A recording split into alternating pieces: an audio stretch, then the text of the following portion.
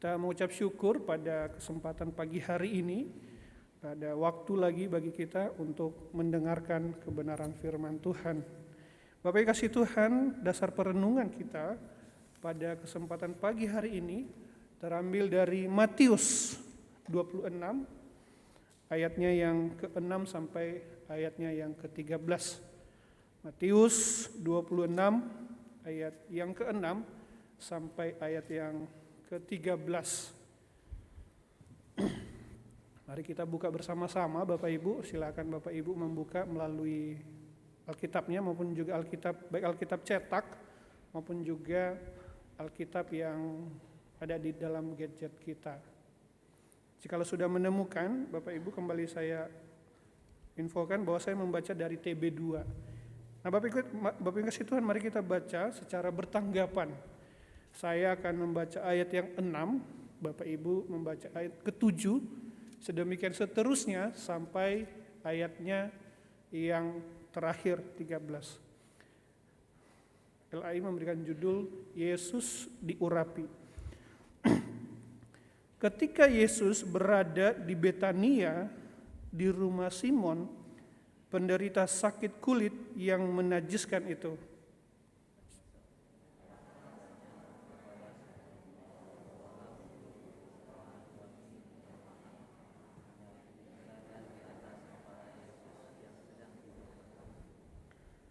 melihat hal itu, murid-murid marah dan berkata, "Untuk apa pemborosan ini? Sebab minyak itu..." Ya.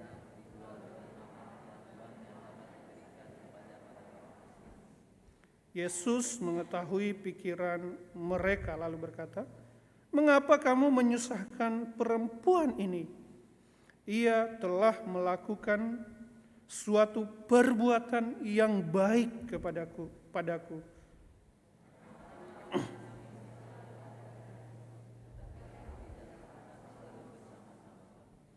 Sebab dengan mencurahkan minyak itu ke tubuhku, ia membuat suatu persiapan untuk penguburanku."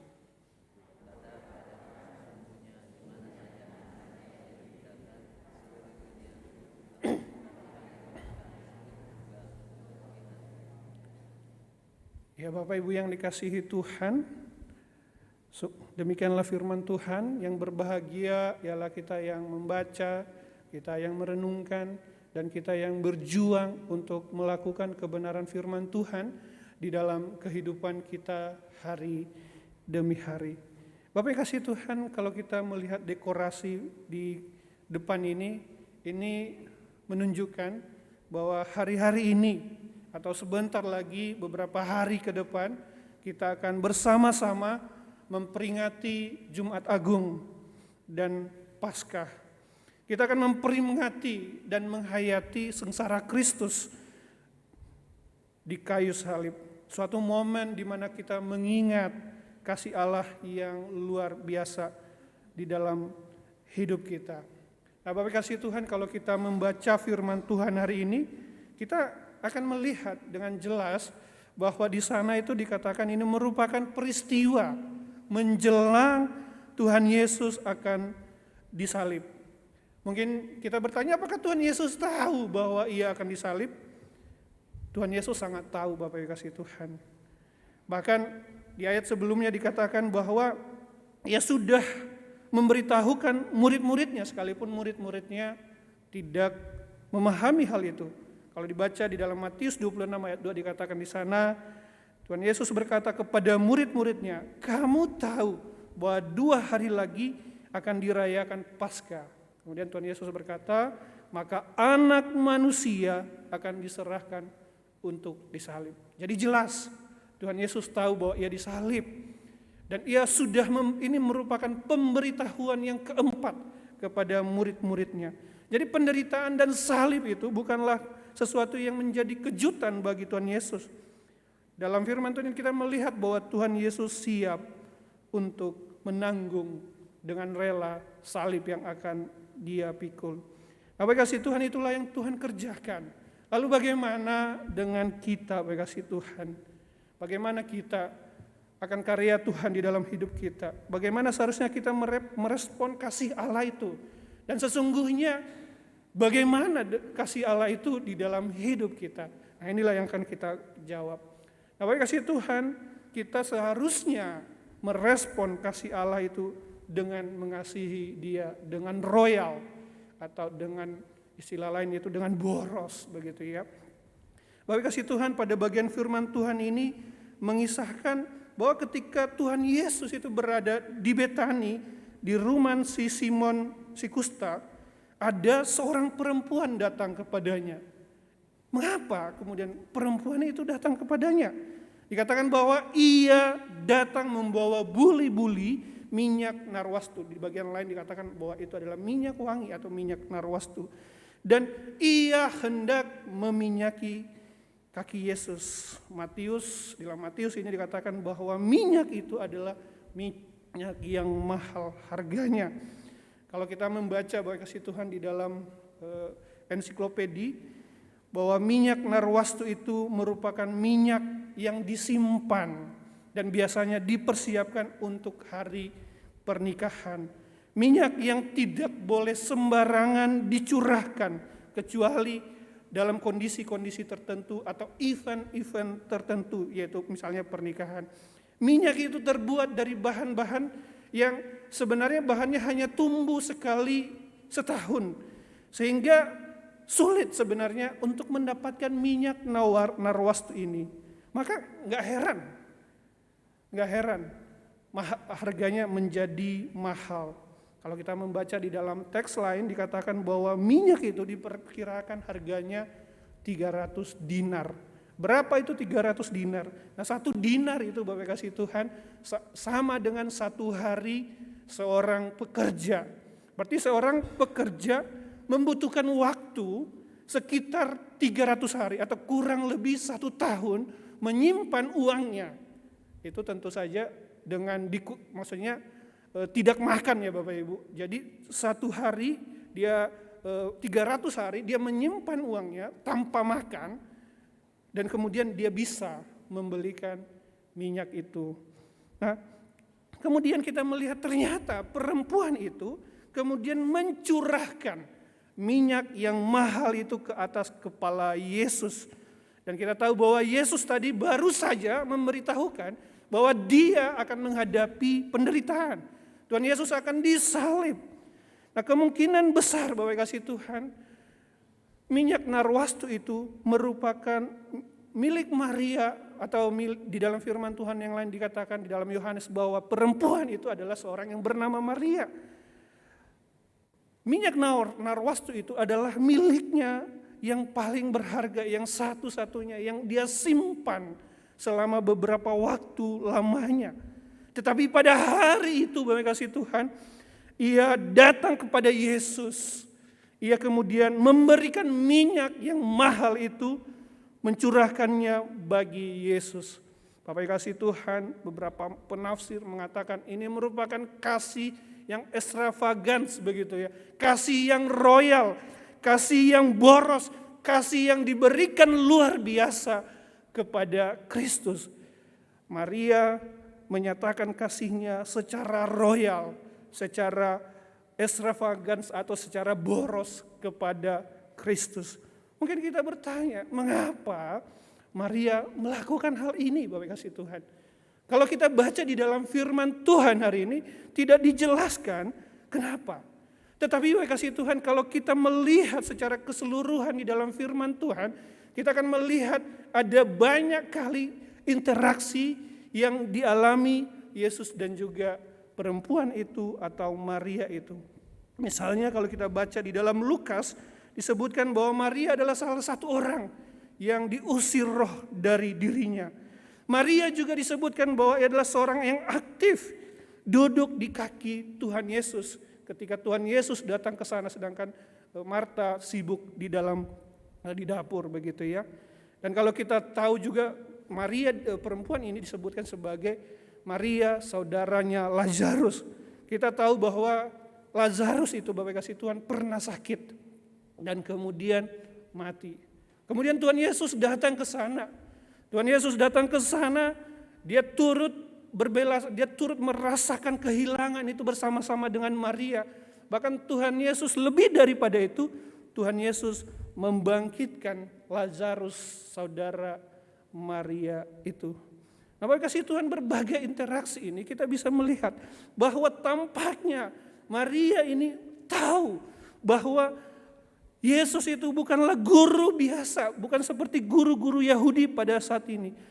Yesus ini bukanlah seorang tokoh politik. Yesus ini adalah Allah yang menyatakan dirinya di tengah-tengah dunia ini. Yesus mencurahkan minyak narwastu itu merupakan tindakan kasihnya kepada Kristus. Nilai minyak parfum narwastu itu sangat mahal memang, tetapi itu mewakili keyakinan imannya yang kuat. Curahan minyak itu merupakan curahan penyembahan yang murni. Di dalam minyak narwastu tersebut tercurah kasih yang tulus, tercurah ungkapan yang luar biasa. Dari sudut pandang Maria, itu merupakan penyembahan yang tulus. Bagi Maria atau perempuan itu, Allah layak menerima yang terbaik. Bagi Maria, ia harus royal, ia harus boros, dan ia harus memberikan yang berlimpah, yang paling berharga kepada Allah di dalam hidupnya. Bapak kasih Tuhan, ternyata Bapak kasih Tuhan, tindakan daripada Maria itu menggusarkan beberapa murid. Bahkan di ayat lain secara spesifik dikatakan menggusarkan Yudas.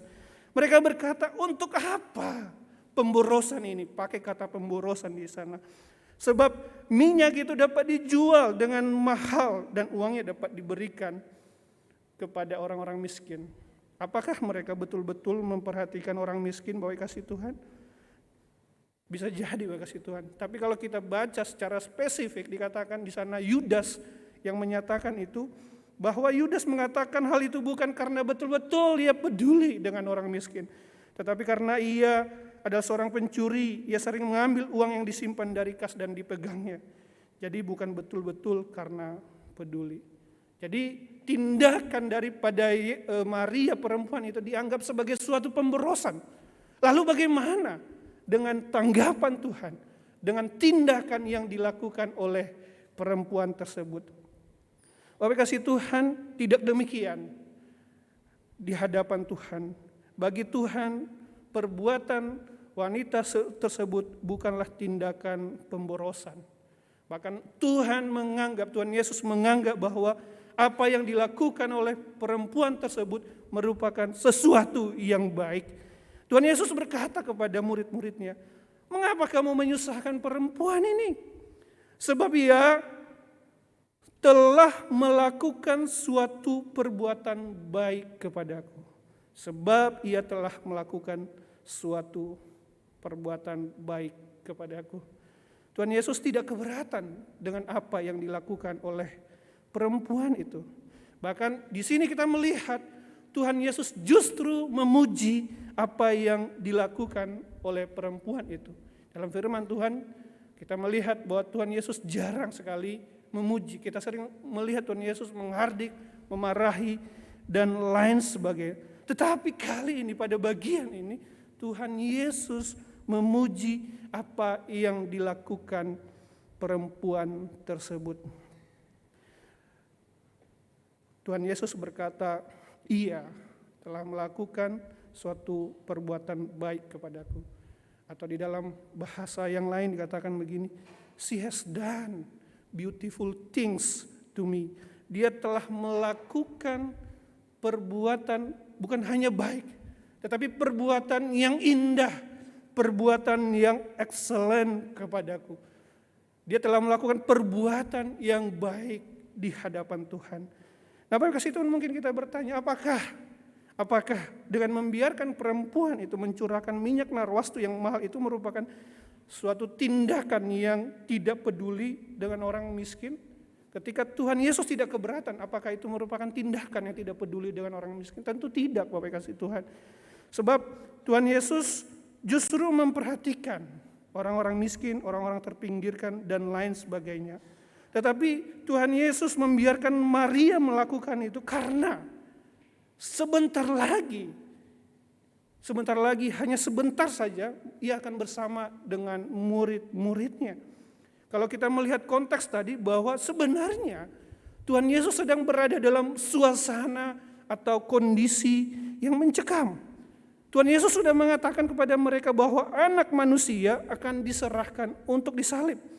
Bahkan kalau kita baca di dalam ayat yang pasal 26 ini, di ayat 36, 40 di sana dikatakan Yesus di dalam kemanusiaannya merasa sedih dan gentar menghadapi penderitaan di atas kayu salib.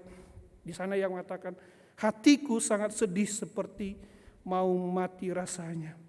Artinya di hari-hari yang mendekat penyaliban itu, Tuhan Yesus di hari-hari dia gentar, kemudian ada Marta yang kemudian mengurapinya. Jadi sangat bertepatan sekali begitu ya. Dan Tuhan Yesus mengatakan ini merupakan persiapan Tuhan Yesus akan disalib. Nah, kasih Tuhan Yesus mengatakan kepada murid-muridnya, aku berkata kepadamu, sesungguhnya di mana saja Injil diberitakan di seluruh dunia, apa yang dilakukan ini akan disebut juga untuk mengingat dia. Pengurapan Yesus yang dilakukan oleh Maria menjadi suatu peringatan yang mengingat, merupakan contoh kasih yang royal, kasih yang sepenuh-sepenuhnya yang dinyatakan kepada Tuhan, kasih yang indah, kasih yang excellent yang dinyatakan oleh Maria kepada Allah. Itu akan diingat setiap kali kita memperingati karya Kristus di atas kayu salib. Nah, Bapak Ibu yang dikasihi Tuhan, ayat ini jugalah yang juga tertulis di dalam batu nisan seorang anak Tuhan yang bernama Fanny Crosby. Di dalam nisannya Fanny Crosby ini tertulis, she has done beautiful things to me. Dia telah melakukan yang indah, yang baik kepada Yesus. Bapak kasih Tuhan, siapa? Kita mungkin bertanya, siapa Fanny Crosby ini, Bapak kasih Tuhan? Fanny Crosby adalah seorang yang buta dari masa kecilnya. Ia buta bukan karena cacat bawaan, tetapi ia buta karena kesalahan dan kelalaian dokter yang merawat dia. Dokter salah kasih obat, dan akibatnya kesalahan itu sangat mahal harganya. Fanny Crosby mengalami kebutaan seumur hidupnya. Kecacatan fisik, kelemahan tubuh, Bapak kasih Tuhan, bisa menjadi alasan bagi seseorang untuk tidak memberikan yang terbaik bagi Tuhan. Kecacatan atau kelemahan bisa menjadi alasan bagi seseorang untuk tidak memberikan diri, untuk tidak memberikan yang terbaik bagi Tuhan. Tetapi tidak dengan Fanny Crosby. Kebutaannya bukan menjadi hambatan bagi dia untuk melayani Tuhan, untuk memberikan yang terbaik bagi Tuhan. Baik kasih Tuhan, apa yang bisa dilakukan oleh orang yang terbatas, misalnya seperti yang dirasakan oleh Fanny Crosby. Dikatakan bahwa mengajar sekolah minggu mungkin ia tidak bisa, akan sulit karena kesulitan penglihatan. Berkhotbah juga mungkin ia tidak bisa karena menjadi kendala. Nah, kasih Tuhan, tetapi di dalam kebutaannya itu, dalam kondisi keterbatasan itu, Fanny Crosby dia berkata, aku percaya Tuhan mengizinkan aku menjadi buta karena kelalaian dokter yang merawat aku, untuk dijadikan alat bagi kemuliaan Tuhan. Tuhan mengizinkan Fanny Crosby untuk buta, tetapi Fanny Crosby tidak mengizinkan dirinya untuk berpangku tangan dan tidak melakukan apa-apa di hadapan Tuhan. Justru kemudian di tengah-tengah segala kondisi keterbatasannya, ia melakukan yang terbaik bagi Tuhan. Tadi saya sebutkan dia tidak bisa ngajar sekolah minggu, tidak bisa berkhotbah dan sebagainya. Tetapi dia punya satu talenta, yaitu dia bisa bermain musik. Satu talenta yang dicurahkan, diberikan Tuhan kepadanya, kemudian dia serahkan, dia totalitaskan kepada Tuhan. Dia mempersembahkan seluruhnya bagi kemuliaan Tuhan, sebagai persembahan yang harum bagi kemuliaan Tuhan. Di tengah-tengah keterbatasan itu Bapak yang kasih Tuhan, Ia telah menciptakan atau menulis lebih dari 8.000 lagu yang sampai sekarang masih kita nyanyikan. Bapak yang kasih Tuhan, Fanny Crosby boleh mengalami keterbatasan, tetapi ia tidak membiarkan keterbatasannya itu untuk tidak melakukan apa-apa. Ia memberikan seluruh dedikasi hidupnya. Ia memberikan totalitasnya, dia memberikan apa yang dia miliki untuk melayani Tuhan di dalam hidupnya. Sama seperti perempuan yang tadi Maria, ada satu-satunya barang berharga. Barang berharga itu kemudian dicurahkan, diberikan kepada Tuhan. Dan Tuhan kemudian memuji perbuatan itu. She has done beautiful things to me. Dan itu juga yang ditulis di dalam nisannya Fanny Crosby. Dia telah melakukan yang terbaik bagiku. Dia telah melakukan yang terbaik bagi Yesus. Lalu bagaimana dengan kita Bapak yang kasih Tuhan? Bagaimana dengan kita? Apakah kita juga sudah memberikan yang indah, yang excellent, yang terbaik bagi kemuliaan Tuhan? Mari kita melihat diri kita Bapak kasih Tuhan. Apa yang sudah Tuhan curahkan dalam hidup kita. Mungkin memang kita akan menemukan banyak keterbatasan. Tetapi kita juga akan menemukan ada banyak anugerah-anugerah yang Tuhan sudah curahkan di dalam hidup kita. Persoalannya Bapak kasih Tuhan. Apakah kita sudah memberikan itu kepada Tuhan? Apakah kita sudah melayani Tuhan dengan memberikan yang terbaik bagi Tuhan? Sehingga Bapak kasih Tuhan, suatu saat nanti ketika pulang, kita kembali kepadanya, Dia berkata, kamu hambaku yang baik, kamu sudah melakukan yang terbaik. Bapak Ibu kasih Tuhan, mari kita sebagai orang-orang percaya kembali melihat keberadaan diri kita. Dan jikalau belum, mari kita berusaha melayani, memberikan yang terbaik bagi kemuliaan nama Tuhan. Mungkin ada banyak talenta yang Tuhan anugerahkan dalam hidup kita. Ada karunia-karunia yang Tuhan sudah anugerahkan. Kemampuan memimpin, kemampuan mengelola, kemampuan bermain musik, kemampuan yang lain-lain. Masalahnya adalah apakah kita sudah memberikannya bagi Tuhan. Atau justru kita hanya memberikan itu untuk tujuan diri kita sendiri. Bapak kasih Tuhan, Tuhan menghendaki kita memberikan yang terbaik bagi kemuliaan-Nya. Ini yang pertama Bapak kasih Tuhan. Bapak kasih Tuhan, selanjutnya Tuhan Yesus berkata bahwa perbuatan Maria yang dikatakan boros atau royal itu akan dikisahkan bersamaan dengan pemberitaan Injil. Dan ini menjadi kunci daripada memahami teks ini. Pengurapan yang dilakukan oleh Maria itu akan bersama-sama disampaikan dengan pemberitaan Injil. Perbuatan Maria yang indah, yang baik itu akan disampaikan bersama-sama dengan karya Kristus. Kristus yang akan menghadapi penderitaan. Kristus yang akan disalib. Kristus yang menunjukkan kasih-Nya kepada kita. Kasih Kristus kepada kita juga sesungguhnya merupakan kasih yang royal, kasih yang boros Bapak kasih Tuhan. Dalam 1 Yohanes 4 ayat 10 dikatakan bahwa inilah kasih itu, bukan kita yang mengasihi Allah, tetapi Dia mengasihi kita dan mengutus anaknya sebagai pendamaian bagi dosa-dosa kita. Inilah kasih itu. Allah mengutus anaknya.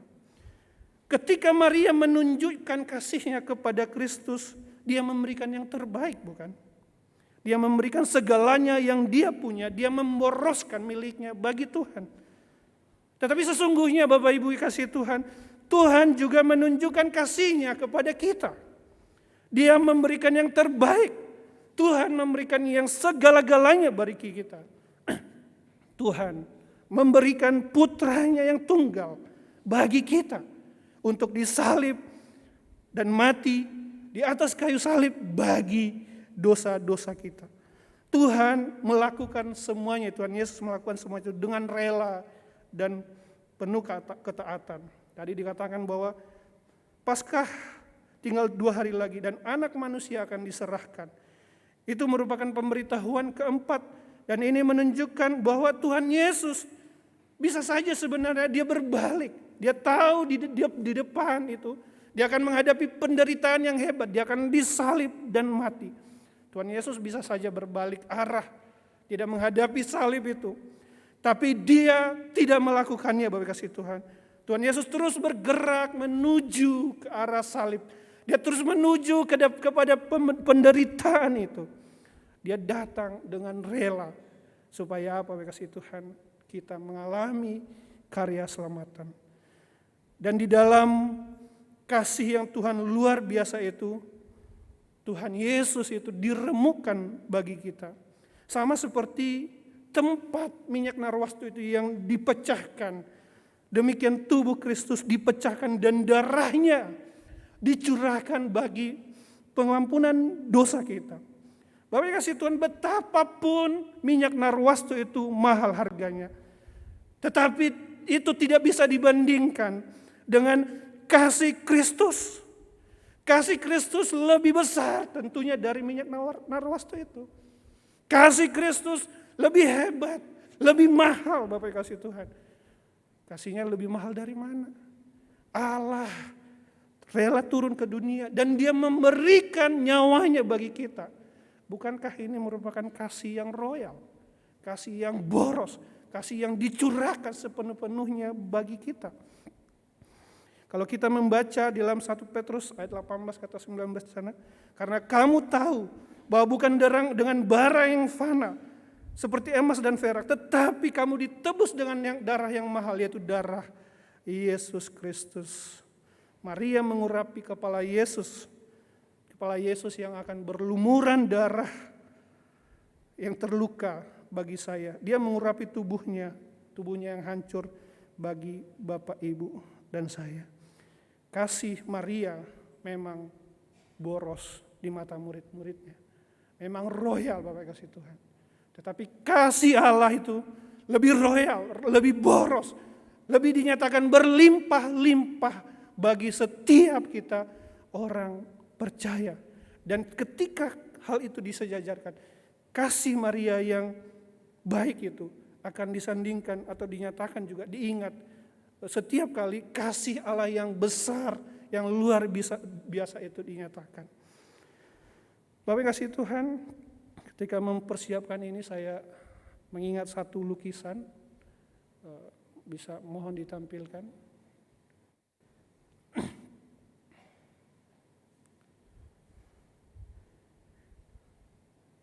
Bapak kasih Tuhan, ini merupakan satu lukisan kembalinya anak yang hilang, yang dibuat oleh seorang pelukis yang sangat terkenal pada masanya. Nah, dalam lukisan itu mungkin kita melihat Bapak kasih Tuhan tentang anak yang pulang.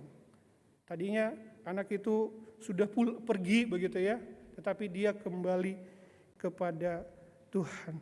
Tapi Bapak kasih Tuhan, jika kita melihat lebih detail Bapak kasih Tuhan, kita akan melihat dari tangan sang Bapa itu si pelukis ini atau Rembrandt yang melukis ini, ya dia melukis tangan kiri dan tangan kanan yang berbeda. Tangan kiri dari sang Bapa itu tampaknya lebih besar dan lebih maskulin dibandingkan tangan yang kanan. Tangan yang maskulin itu diletakkan di bahu anak laki-laki itu, sementara yang kanan yang lebih lembut, lebih mudah menerima isyarat.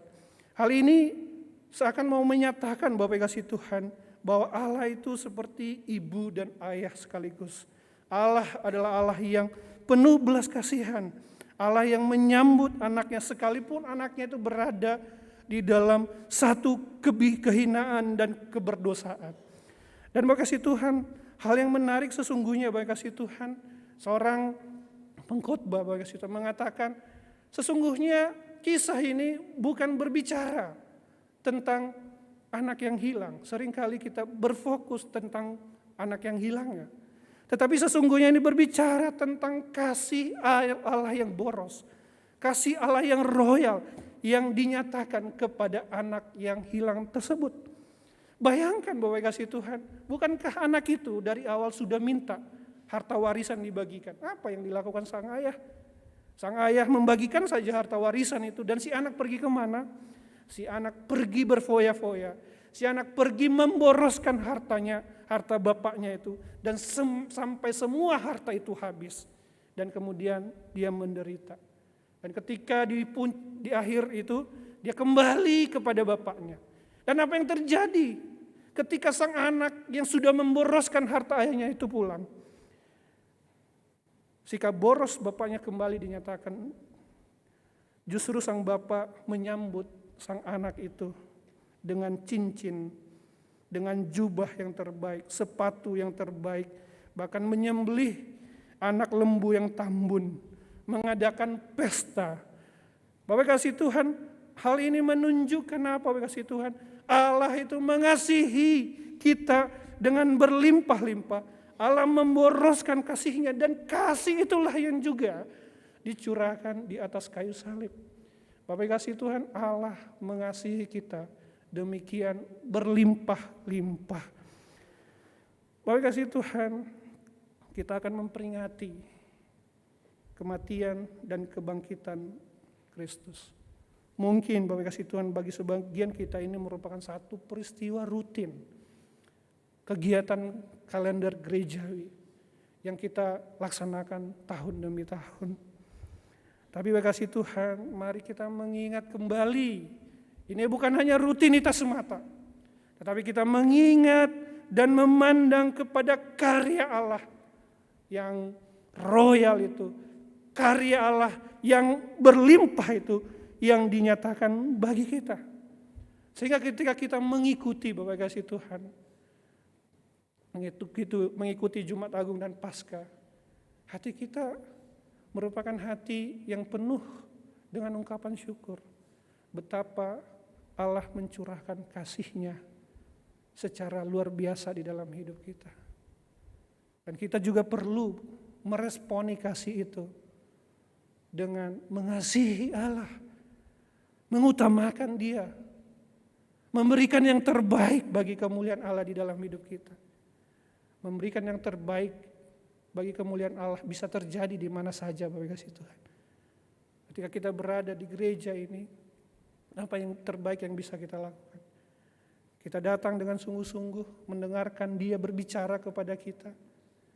Bahkan ketika mungkin kita mengambil bagian di dalam pelayanan di dalam gereja ini, kita juga mengusahakan yang terbaik, mengusahakan memberikan, mencurahkan segala tenaga pikiran kita. Ketika kita berada di dalam keluarga kita juga mau menyatakan kasih Allah yang limpah itu di tengah-tengah keluarga kita. Kita mencintai, mengasihi keluarga kita dengan limpah. Bahkan di tempat pekerjaan di mana Tuhan menempatkan kita, kita mau menyatakan kasih Allah itu. Kasih Allah itu seharusnya terwujud di dalam hidup kita. Itu kita lakukan dengan memberikan yang terbaik bagi kemuliaan-Nya. Amin, mari kita berdoa. Ya Bapa yang bertahta dalam kerajaan sorga, sungguh kami mengucap syukur Tuhan. Di masa-masa sebentar lagi kami akan memperingati penderitaan-Mu di atas kayu salib dan juga Paskah. Biarlah kami tidak melewatinya begitu saja. Tetapi kami kembali menghayati kasih Allah yang begitu limpah. Kasih Allah yang diroyalkan, diboroskan, dinyatakan kepada setiap kami. Sungguh kami mengucap syukur Tuhan, kasih itu dilimpahkan di dalam hidup kami. Dan tolong Tuhan supaya kami setiap orang percaya sungguh-sungguh menikmati kasih itu. Jangan biarkan kami menjadi orang-orang yang tidak merasakan kehilangan kepekaan daripada karya-Mu ya Tuhan. Dan sebagai responnya, Tuhan tolong kami. Apa yang sudah Tuhan kerjakan, karya Tuhan yang hebat itu kami juga boleh nyatakan di dalam ketika kami hidup di hadapan, melayani Engkau, mengikuti Engkau, dan itu boleh terwujud dalam segala aspek hidup kami. Keluarga kami, tempat pelayanan kami, tempat pekerjaan kami mau menyatakan kemuliaan-Mu. Ini doa kami ya Tuhan, di dalam nama Yesus Kristus Putra-Mu, kami berdoa dan mengucap syukur. Amin.